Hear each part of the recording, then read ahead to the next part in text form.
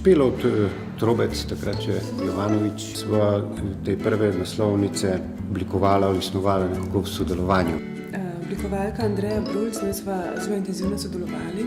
Kolektivno delo, družabno. Mislim, da govori tudi o njeni izkušnji. Knjige niso samo prodajni artikli, so tudi na nek način neke vrste kulturne in tudi umetniške stvaritve. In potem smo vedno rekli, to je to, to je ta.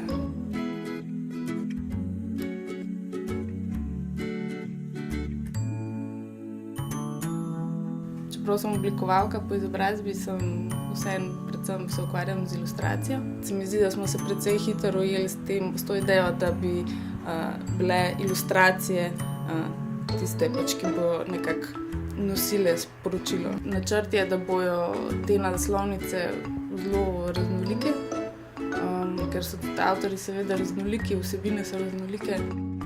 Von, tip, vid, okus, kar v bistvu doživljamo, ko beremo knjige.